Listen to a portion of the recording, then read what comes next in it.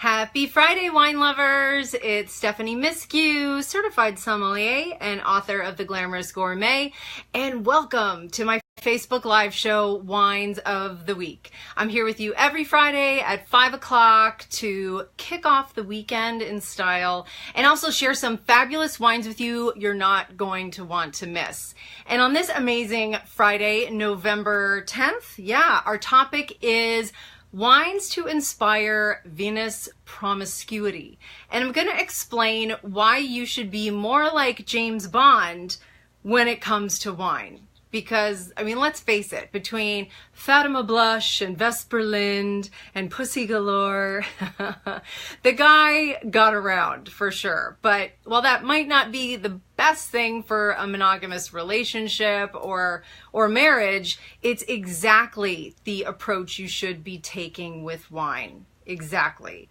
So, and if you really want to learn more about wine and explore and discover even more wines that you enjoy, you need to try a lot of different things. So that's the goal. So like 007, you need to embrace wine with a sense of adventure and just kind of go for it. There's so many amazing wines out there. And today I'm going to share 4 with you. 4 kind of obscure, off the beaten path grape varieties that are very similar to wines you might already enjoy. So we're going to have a lot of fun tasting through them today. I'm so excited to introduce them to you. And thanks for joining me. As always, it's a pleasure and a great way for me to kick off the weekend too. And if you want to take a minute before we dive in and just let me know where you're watching from, or throw up a couple emojis. I think I'm partial to the heart one today, but whatever you feel would be appreciated. And just so I know that you're out there hearing me and I'm not, talking on mute somewhere or something. So hang on one second while I get this figured out. And so before we dive into each tasting every time, I just like to go over our super simple format. It's the same format every week. I taste through 4 wines, and while I'm tasting through the wines, you can ask questions, or thank you for that. I love a thumbs up. You can ask questions, make comments, and I'm happy to answer them for you right there on the spot. That's what makes this so darn fun. And I love to keep each session or episode to about 30 to 40 minutes. I know it's Friday and I know you've got places to go and people to see. So this is just a warm up for the weekend. So also, if you happen to be watching this video after the live broadcast, don't fear. Go ahead and ask questions and leave comments as if you were watching it live, because I monitor these for weeks afterwards and I always get back to you and answer your questions and respond to your comments. So please go ahead and do that. And oh, hey Deb, it's plenty of, when it comes to James Bond wines, I know everybody's in, right? So I knew that would kind of inspire people to tune in. But you know what? It's really true. You need to get out there and you need to sample a lot of different things. So, all right. So again, I'm Stephanie Miskew. Our theme today is wines to inspire Vinous promiscuity and why you should be more like James Bond when it comes to tasting wine.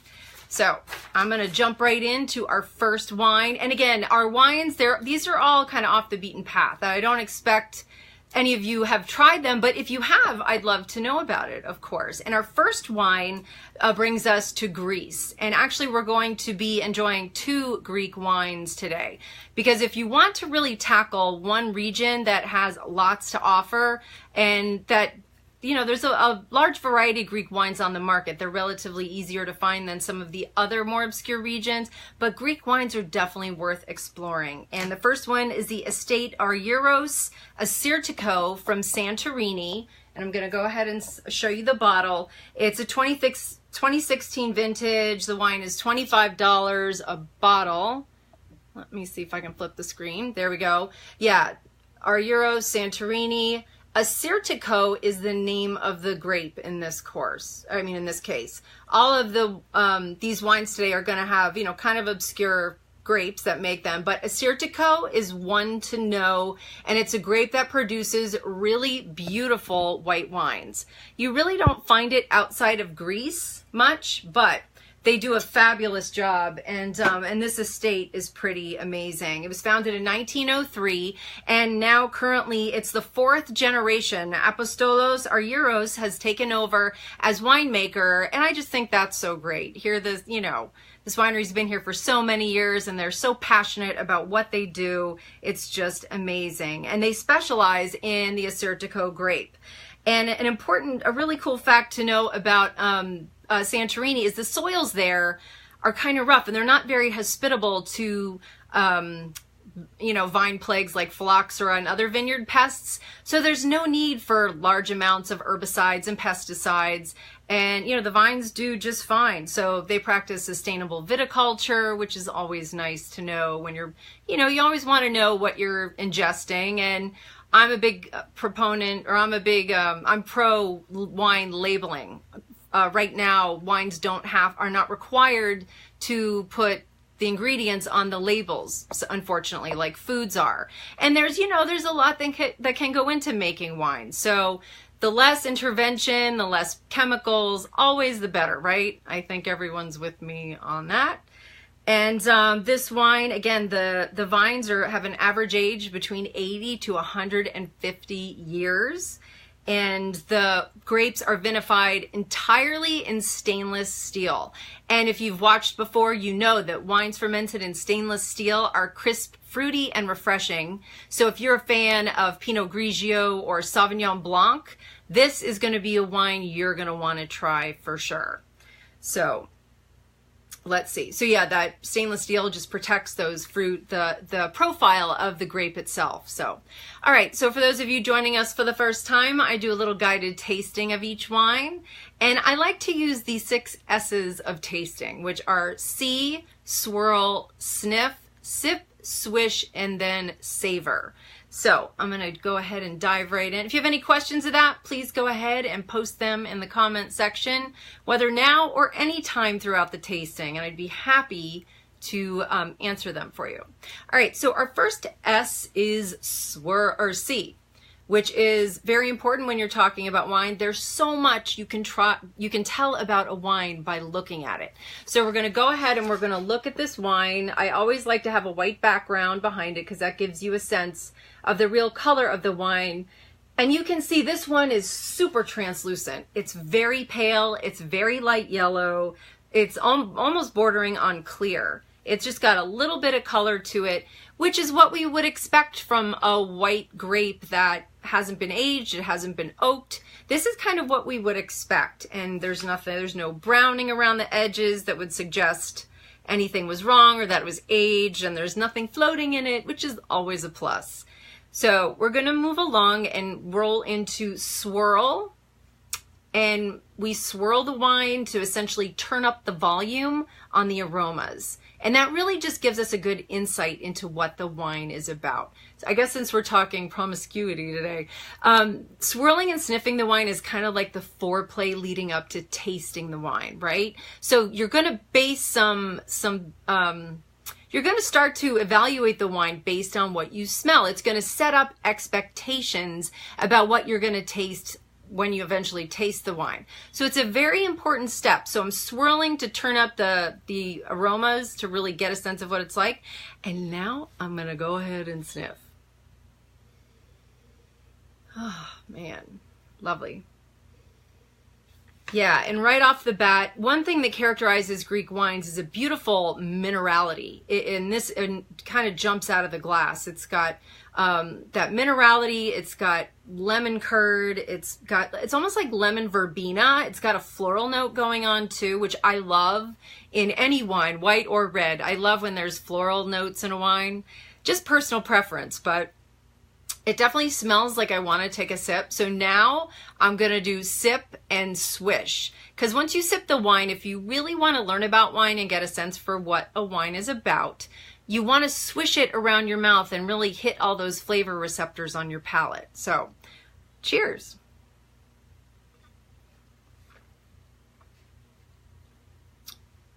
Yeah. And right off the bat, you get the hallmark of Assyrtiko and many Greek wines, that just bracing acidity. It lights up your tongue.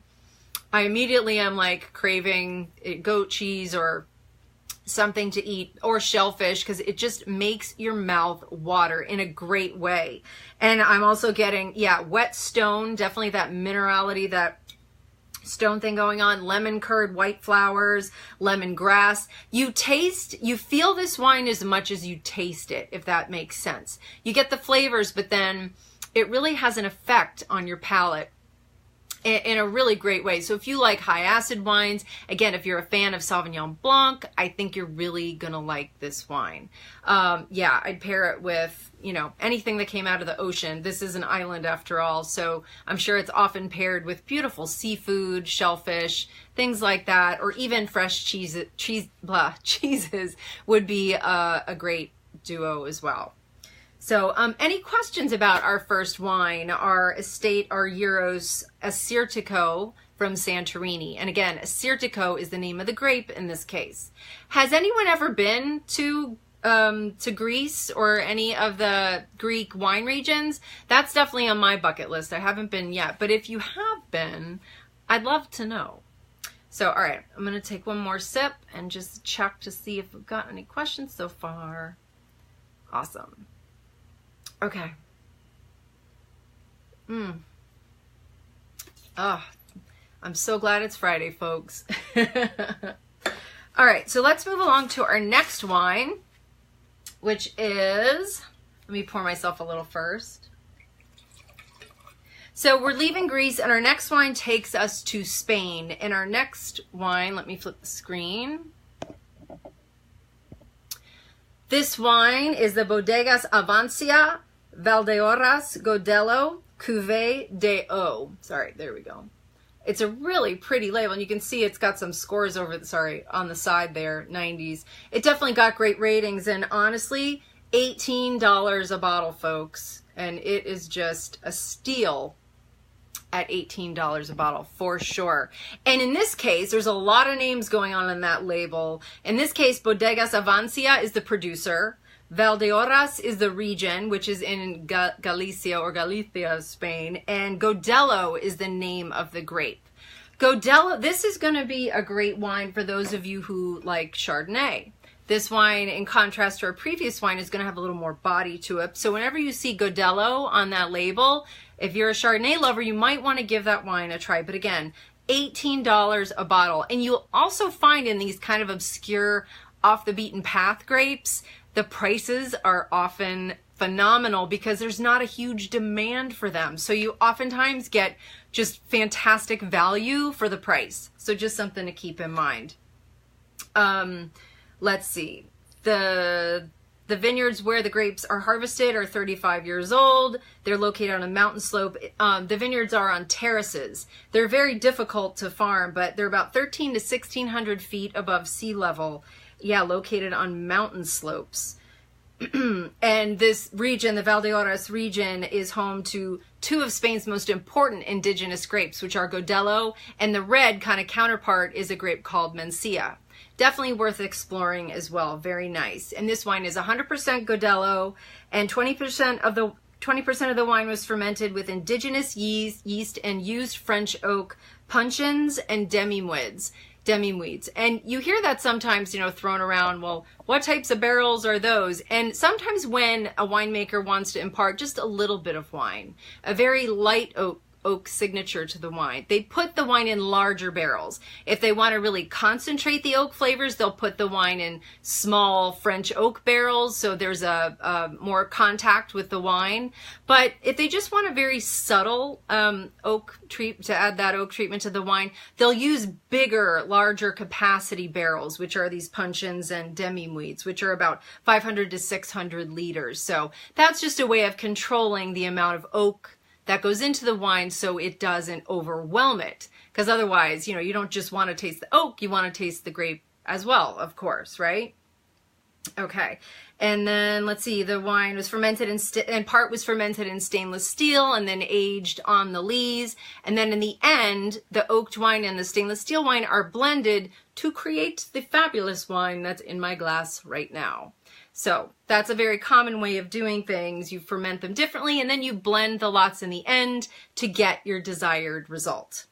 So All right, let's go ahead and do our tasting of our lovely Godello today. So we're going to go ahead and we're going to look at the wine first. This actually looks very similar in color to our previous wine, our Assyrtiko, but it might be slightly darker, but it's still a very pale, translucent, lemon yellow color. Yeah, it has a little bit more color than our previous wine. But again, there's no browning, there's no bubbles, there's nothing floating in it that would leave us, sorry, if I hear that, it's making me crazy. Nothing that, you know, would say, we might not want to drink this. This is all signs are go. So let's go ahead and move on to swirl and sniff. And if you want to try swirling your wine and you're not comfortable freehanding it, just put your wine on the table in front of you and grab the stem like you would a pencil and just swirl it. Swirl it on the table until you feel comfortable enough to freehand it. I've just been doing it so darn long. It's like second nature to me, but that's a good way to learn. All right, so let's do swirl and sniff. Oh, and right away, that's so different than the first wine. Yeah, oh, that's beautiful. On the nose, you're getting like notes of honeycomb, and it's definitely more rounder on the nose. A little bit of pineapple, definitely lots of apple. Lots of like red, kind of red delicious apple or gala apple. But yeah, definitely not as much citrus as our previous wine. It, yeah, definitely a little more tropical fruit, a little more apple. So let's go ahead and sip and swish.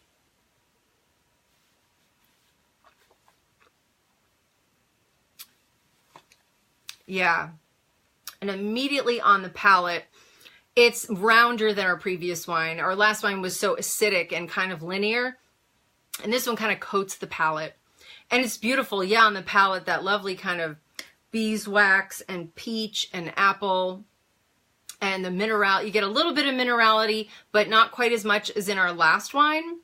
And, but yeah, that's just, again, if you're a Chardonnay fan, you definitely want to seek out Godello for sure. It's, you know, it's definitely got that, it's more medium bodied, whereas our Assyrtiko is more lighter bodied.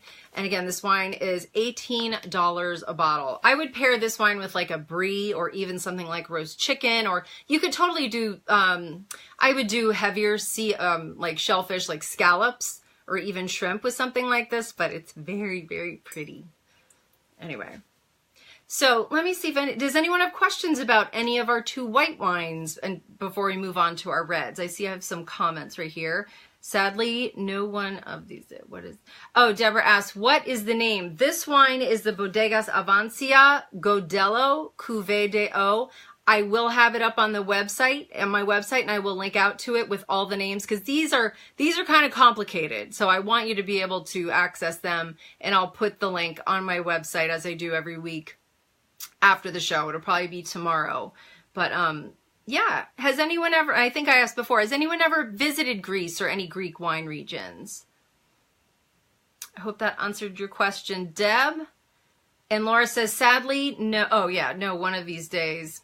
Maybe we all go together. I don't know. I'm just planning all kinds of wine trips these days. So much fun. All right, so those are our white wines of our tasting today.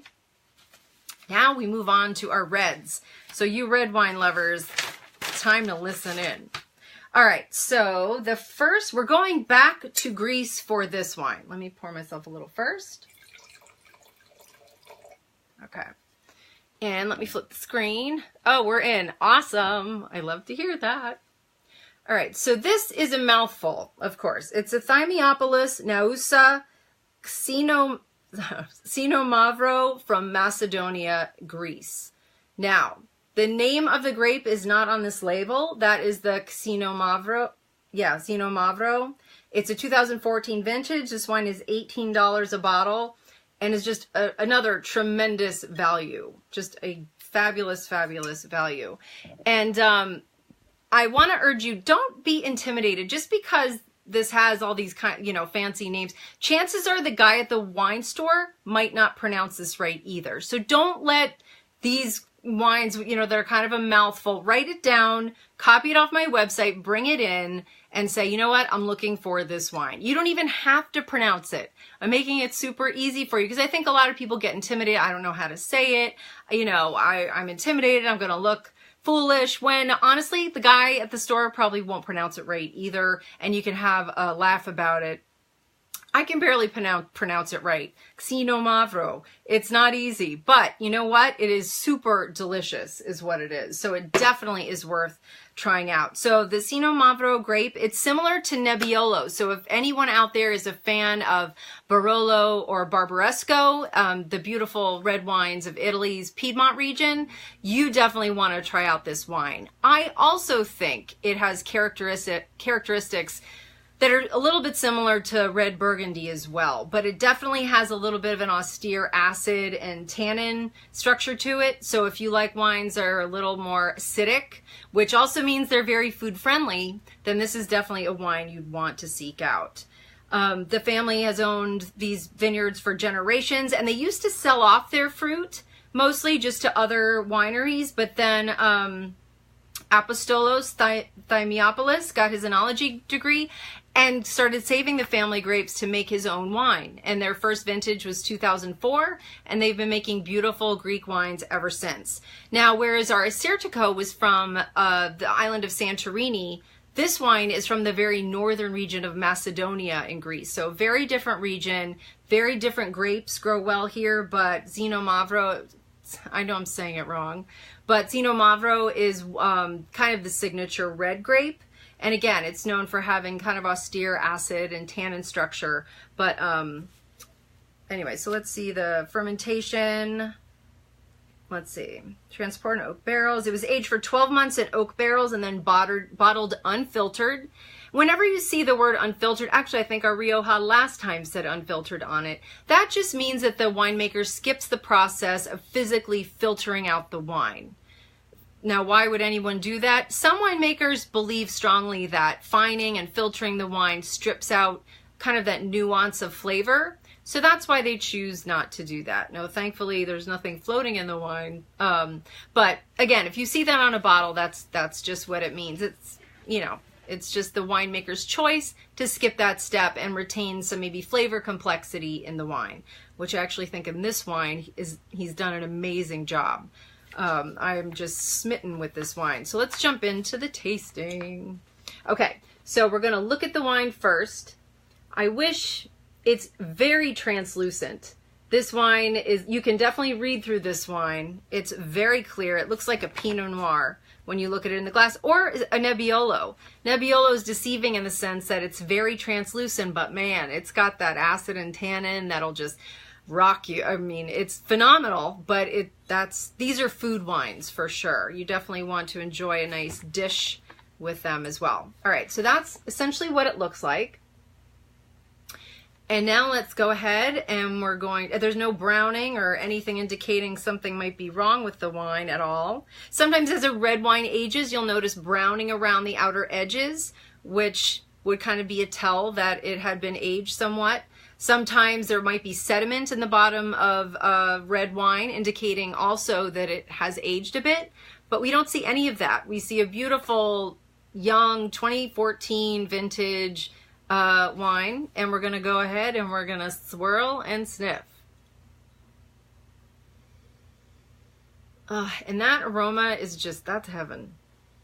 It's very perfumey. It has a beautiful perfume to it with notes of cherry, violet, spice, and plum, and a little bit of incense. Like for those of you who might be Catholic, who grew up, you know, going to church and they swing the incense thing around, and I love that smell. But this has the slightest aroma of that, which I love, but not too much. It enhances the fruit. It doesn't overpower it at all. All right, so I definitely want to go ahead and move forward and sip and swish this one.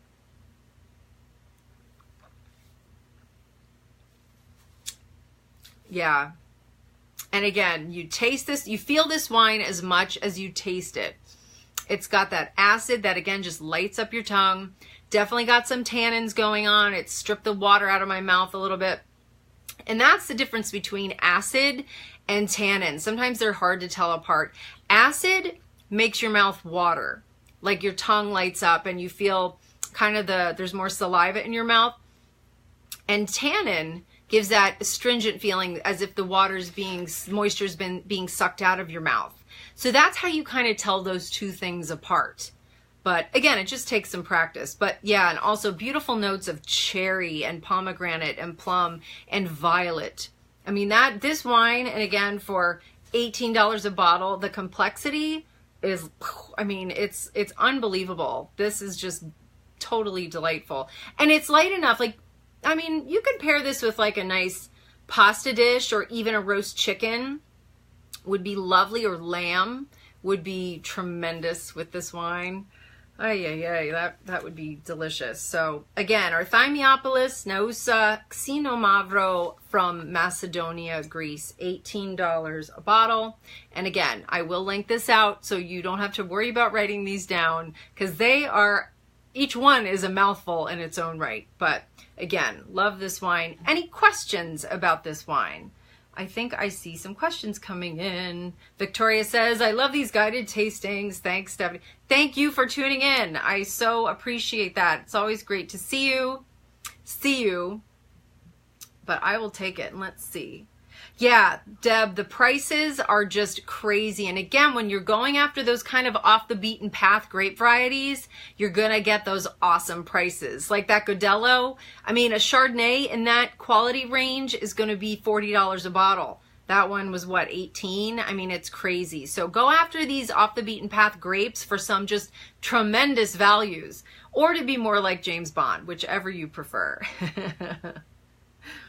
Awesome. All right. Let me have one more sip, and then we'll move on to our fourth and final wine of our tasting today.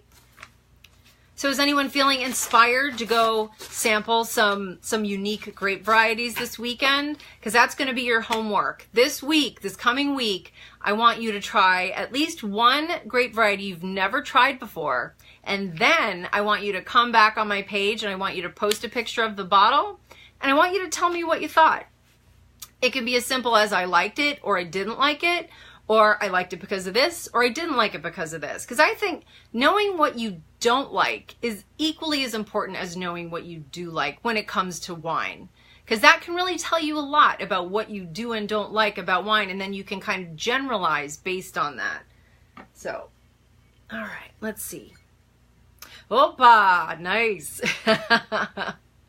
I think I'm going to go to that Greek place on Atlantic after this, Laura. You've inspired me. All right, so let's see. Our next wine, I'm going to pour myself a little bit. So we are wrapping up our tasting today in Sicily.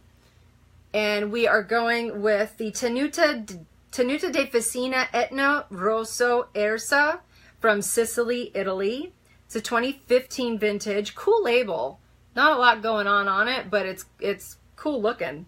This wine, $24 a bottle. Again, a great price. The wines of Sicily are really becoming rapidly popular. It's such a site for unique wines that you really can't find anywhere else. It really kind of goes back to the whole terroir thing, that wines represent where they're from and can only be produced in one place. These Sicilian wines are really super unique. And the grape in this wine is a little grape called Nerello Mascalese. And it's very similar to Pinot Noir. So if you're a Pinot Noir fan, you might want to seek out wines like this. And again, the grape is Nerello Mascalese. And the winery was founded in 2007 by winemaker Silvia Maestrelli and her husband Roberto Silva. Sorry, the hand just helps. And again, the estate lies in the shadow of Mount Etna, which is, of course, Europe's largest active volcano.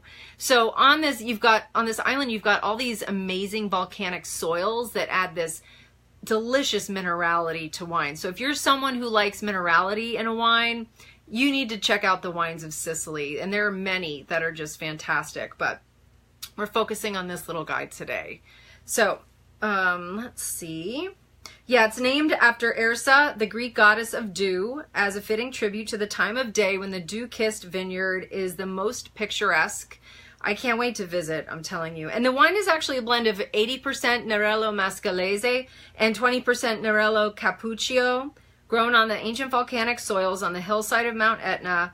This wine is fermented entirely in stainless steel. So there's no oak on this wine, so it allows the real character of the grapes to shine through. I was a little surprised to learn that at first because it has a lot of complexity, a lot of earthiness to it as well. So let's go ahead and do our tasting. So, all right, when we look at the wine, and I'm just going to swirl it so you can get a better sense. This wine is denser than our previous wine. You can, it's still quite light, but you can't quite read through it like you could the last wine. And it's a little more purplish, whereas our last wine was a little more garnet in color. But again, no aging, there's no browning, there's nothing floating in it. It looks like a 2015 beautiful red wine from Sicily. So we're gonna roll right into our swirl and sniff. Yeah, and right off the bat, whereas our last wine, and this is the benefit of trying wines side by side, because you get to compare and contrast, and it's such a better learning experience than like buying this wine one week and then buying the next one the next week. I would advise you to get like 2 whites, or at least 2 whites or 2 reds, and try them back to back so you can really compare and contrast, because that's how you learn. And this wine on the nose, it's so much earthier. It's like funky plum and funky rose petal is what I was getting at first, or smoky. It's like smoky, funky, earthy on the nose. At first I was like a little scratching my head a little bit, but then once I tasted it, like I totally got it. And that's a lot of these kind of old world wines, on the nose, they smell more, they're more earth driven, they're more mineral driven. So even if it doesn't smell like, you know, we expect our California wines that are so fruit forward, you know, and inviting, give these a chance. Still go ahead and taste the wine before you know, develop your final conclusion about it. Because oftentimes they really pleasantly surprise you with just the nuance and the complexity of them. Okay, so enough talking. I'm going to sip and swish.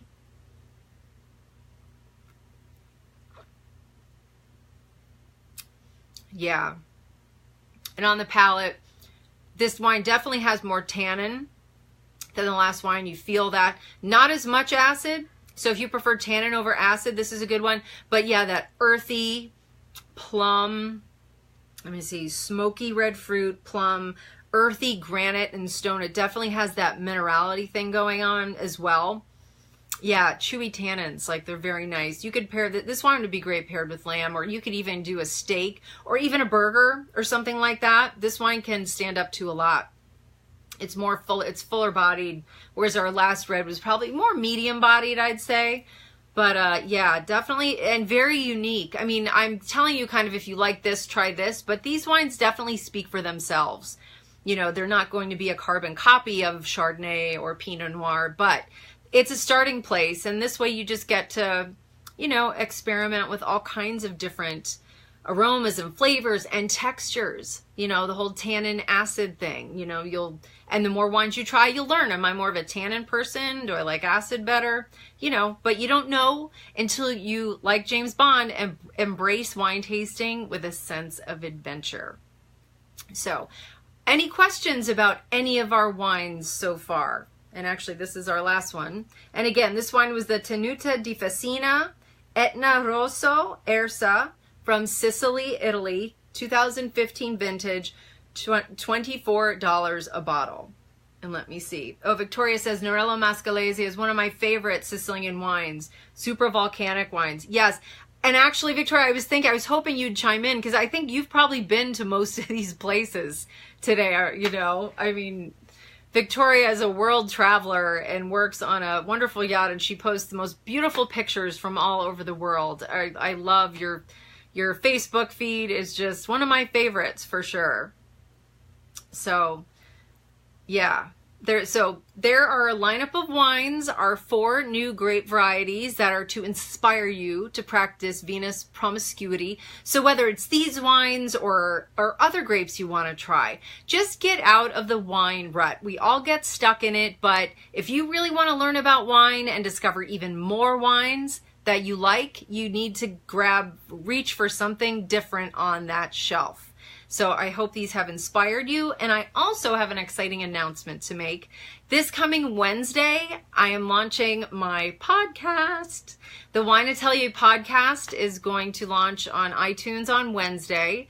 And I'm going to be sending out links and, updates on what's going on, what the episodes are. Basically, it's dedicated to strategies to mastering and enjoying wine. So not only am I providing information, the science and the facts and all that, I'm also sharing with you real world information as to how you can enjoy wine in daily life. I mean, it's nice to know how to taste and the tasting steps, but what do you do when you get to the wine store and that wall of wine is staring you in the face? Or what do you do when that wine snob is trying to shut you down at a social gathering or something like that? So those are the kinds of things I'm going to cover, as well as like interviews with some of my favorite wine folks in the wine world. And I'm also going to be answering your questions. So for info about how to send your questions in, just listen to the first episode. And if you want to, on the left of your screen, it should say join my list. If you sign up to get my weekly newsletter, you'll get all the information and find out where to see it or listen to it. Sorry, you won't see it. Where to listen to it and all that fun info. So I'd so appreciate you tuning in to that. And I so appreciate you kicking off your weekend with me here. It's always a pleasure. I can't tell you how much I appreciate it. It's always so much fun. And until then, that's your homework. Discover new wine, come back, post it on the page, and let me know what you thought. And I look forward to being back with you again next Friday, November 17th. I'm still working on the topic, but I'll post it as soon as I know. It'll be something fun, I promise. And if there aren't any questions about any of these wines, I will cheers and toast to a happy weekend for everyone. And I look forward to hearing from you on my page at some point before next week, okay? Let me just make sure. Thank you all for tuning in. You're the best. And I will be in touch soon. Cheers.